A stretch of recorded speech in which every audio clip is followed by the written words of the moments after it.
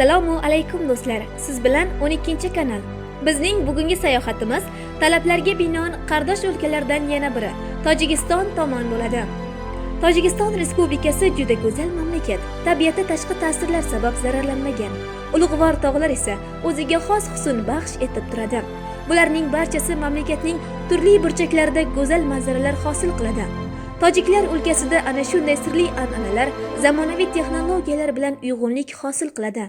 Bu o'lkani chin ma'noda Sharq ertaklari mamlakati va Buyuk Ipak yo'lining muhim nuqtalaridan biri deya atash mumkin.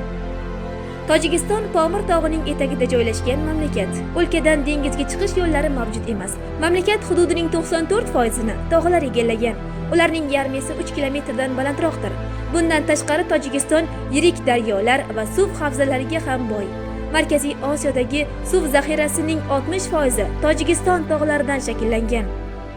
Tojik millati vakillarining umumiy soni 25 million kishiga teng, ammo ularning teng yarmi mamlakatdan tashqarida yashaydilar. Misol uchun, Afg'oniston hududidagi tojiklar soni Tojikistondagi tojiklardan ham ko'proq. Afg'onistonda 10 million tojik yashasa, Tojikistonda ushbu millatga mansub bo'lgan 9 million kishi istiqomat qiladi. O'zbekistondagi tojiklar soni esa 5 million kishiga teng. Davlatning rasmiy tili tojik tilidir. O'lka Markaziy Osiyoda qo'llaniladigan yagona farsiy tilda so'zlashuvchi davlat bo'lib qolmoqda.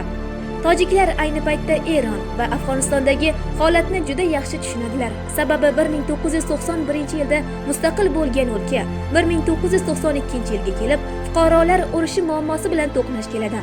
Urush vaqtida mamlakat iqtisodiyoti vayron bo'ldi. Yetkazilgan moddiy zarar hajmi 10 milliard dollarga qadar yetdi. Aksariyat tojiklar Afg'oniston va boshqa ittifoqdosh mamlakatlarga chiqib ketishga majbur bo'ldilar. Shu tariqa fuqarolik urushi 5 yildan ko'proq davom etdi. Bu mamlakat tarixidagi eng ayanchli va fojiali hodisalardan biri bo'lib qolgan.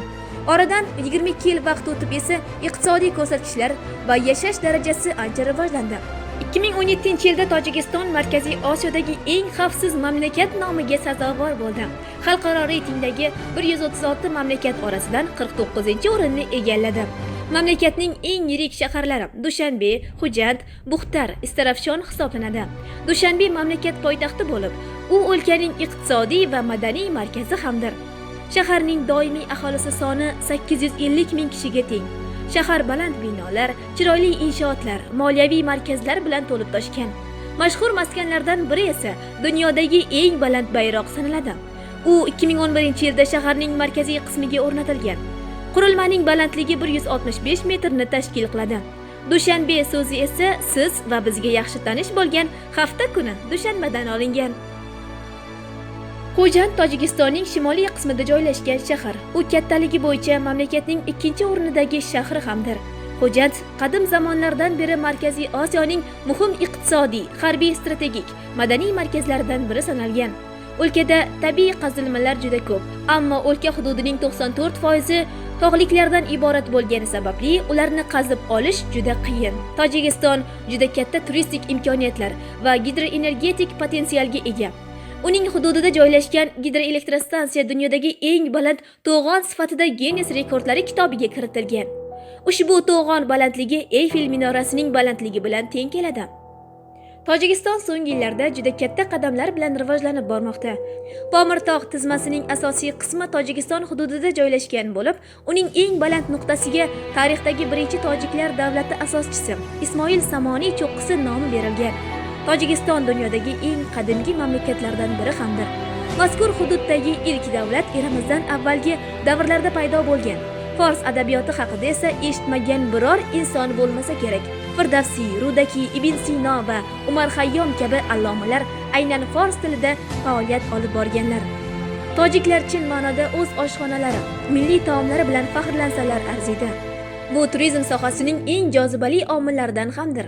Tojiklarning pazandachilik san'ati ming yillar davomida shakllangan. Bu esa o'z navbatida xalqning boy tarixi bilan bog'liq masala.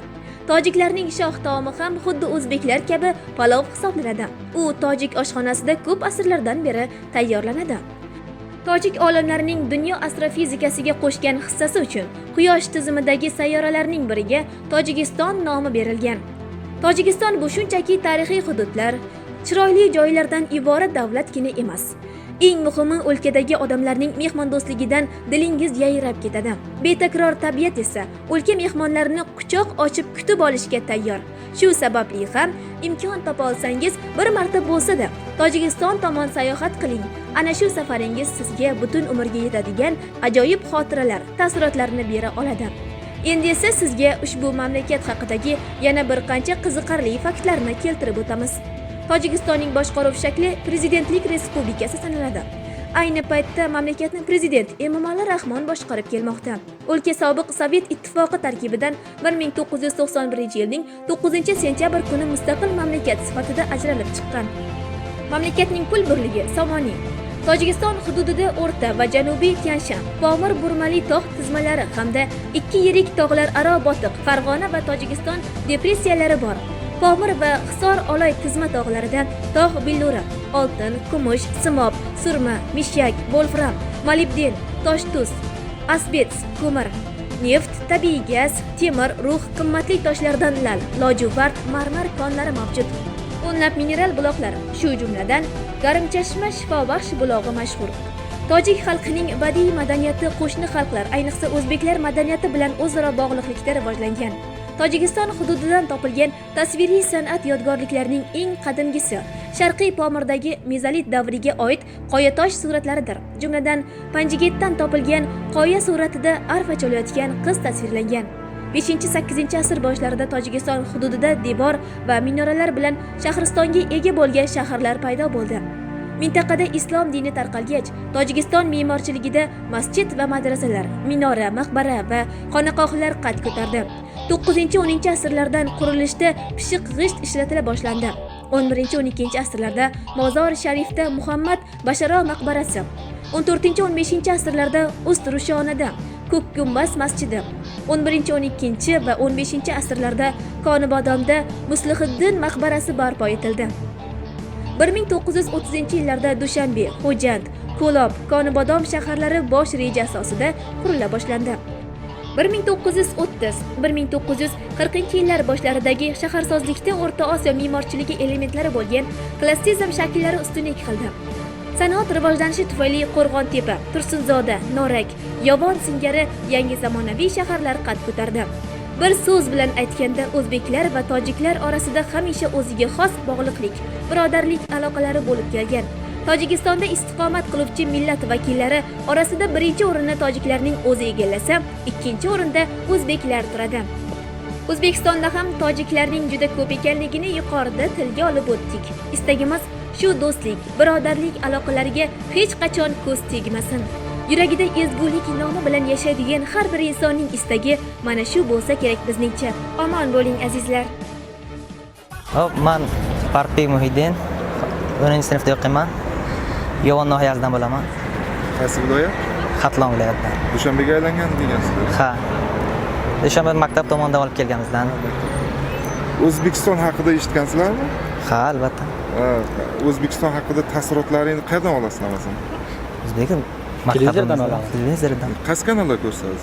Yoshlar, O'zbekiston 24, O'zbekiston yoshlik ham. O'zbekiston qaysi shaharlarini bilasizlar? Toshkent, Buxoro, Toshkent. hammasini eshitganmiz, bilamiz. O'zbekistonda bo'lganmisizlar? Yo'q, bo'lmaganmiz. Lekin orzu qilamiz bo'lishdi. O'zbekistonning qaysi shaharlarini bilasiz? Toshkent, Buxoro, Samarqand, Jizzax. Ko'p shaharlarni bilamiz. O'zbekistonning kinolarini ko'rasizlarmi? Ha, ko'p kinosini ko'ramiz. Kinoteatrda ko'proq bo'lib ko'ramiz. Kinolari juda ham yaxshi, Qiziqli. madaniyatli. Televizorda o'zbekcha kanallarni ko'rasizlarmi? Ha, ko'ramiz nechta. Mahalla, Toshkent, kinoteatr, Navo. Ko'ramiz ham. Dushanbeliklar ikki davlat, ikki xalq aloqalari tiklanganidan bag'oyat xursand. ما در نزد مجسمه شاه اسماعیل سامانی Qariyb 30 yildan beri O'zbekiston va Tojikiston o'rtasida bordi-keldi yo'q bo'lib ketgan edi. Xudoga shukrki, janob Shavkat Mirziyoyev va Tojikiston millat peshvosi Emomali Rahmon O'zbekiston va Tojikiston davlatlari o'rtasida yor-u rafiqlik, sulh va birlik munosabatlarini o'rnatishdi. Bundan maqsad ikki davlat o'rtasidagi qarindosh urug'larning bordi-keldisini tiklash va mustahkamlash. Davlati Tojikiston Shavkat Mirziyoyevga katta rahmatki, shu yo'lni ochdi. 13 yildan beri qizim kelgan yo'q edi. Ha, mana qizim keldi, ketdi, kuyovim bilan ikkita nevaram kelib ketdi. Endi o'zim boraman. Mana u kun katta kelinim bilan o'g'lim borib